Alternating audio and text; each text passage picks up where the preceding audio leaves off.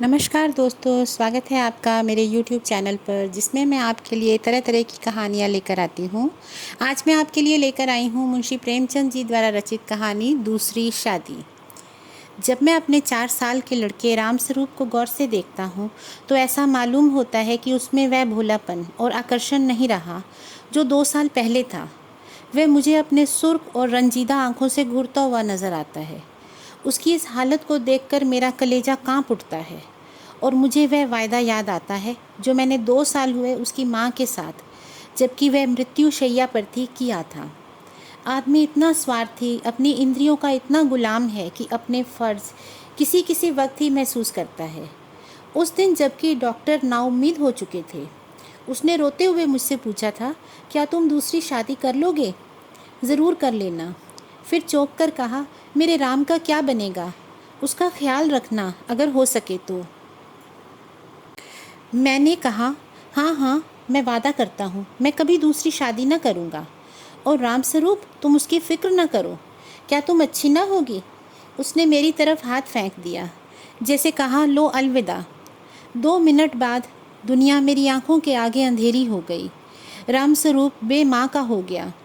2-3 दिन उसको कलेजे से चिमटाए रखा। आखिर छुट्टी पूरी होने पर उसको पिताजी के सुपुर्द करके मैं अपनी ड्यूटी पर चला गया। 2-3 महीने दिल बहुत उदास रहा। नौकरी की क्योंकि उसके सिवा चारा ना था। दिल में कई मंसूबे बांधता रहा। 2-3 साल नौकरी करके रुपया लेकर दुनिया की सैर को निकल जाऊंगा। यह करूंगा, वह करूंगा। अब कहीं दिल नहीं लगता। घर से बराबर खत आ रहे थे कि फलां फलां जगह से नाते आ रहे हैं। आदमी बहुत अच्छे हैं। लड़की अक्ल की तेज और खूबसूरत है। फिर ऐसी जगह ना मिलेगी। आखिर करना है ही, कर लो। हर बात में मेरी राय पूछी जाती थी, लेकिन मैं बराबर इनकार किए जाता था। मैं हैरान था कि इंसान किस तरह दूसरी शादी पर आमादा हो जाते हैं, जबकि उसकी सुंदर और प्रतिप्राणा स्त्री को, जो कि उसके लिए स्वग्र थी, भगवान ने एक बार छीन लिया। वक्त बीतता गया। फिर यार दोस्तों के तकाजे शुरू हो गए। कहने लगे, जाने भी दो, औरत पैर की जूती है, जब एक फट गई दूसरी बदल ली। स्त्री का कितना भयानक अपमान है, ये कहकर मैं उनका मुंह बंद कर दिया करता था। जब हमारी सोसाइटी, जिसका इतना बड़ा नाम है, हिंदू विधवा को दोबारा शादी कर लेने की इजाज़त नहीं देती, तो मुझको शोभा नहीं देता कि मैं दोबारा एक कुंवारी से शादी कर लूं।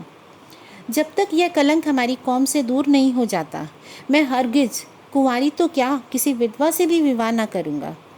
ख्याल आया, चलो नौकरी छोड़कर इसी बात का प्रचार करें। लेकिन मंच पर अपने दिल के ख़यालात ज़बान पर कैसे लाऊंगा?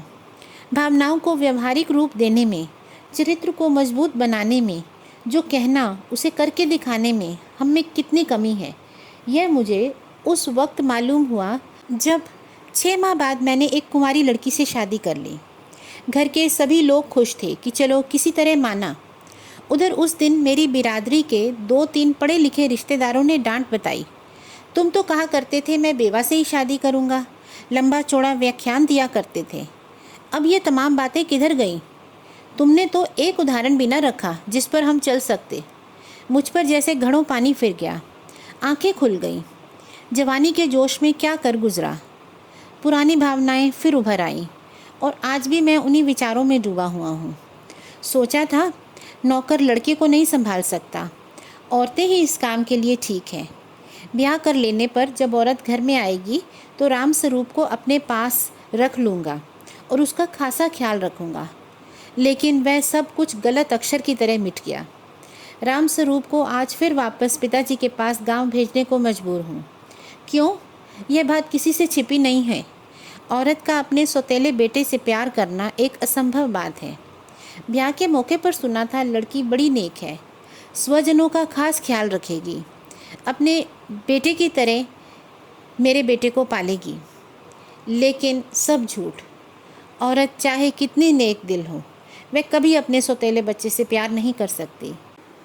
यह हार्दिक दुख शायद उस वादा तोड़ने की सज़ा है जो मैंने एक नेक बीबी से उसके आखिरी वक्त में किया था। धन्यवाद दोस्तों। इसी तरह की और कहानियाँ सुनने के लिए आप मेरे चैनल को लाइक शेयर एंड सब्सक्राइब करें। Thank you.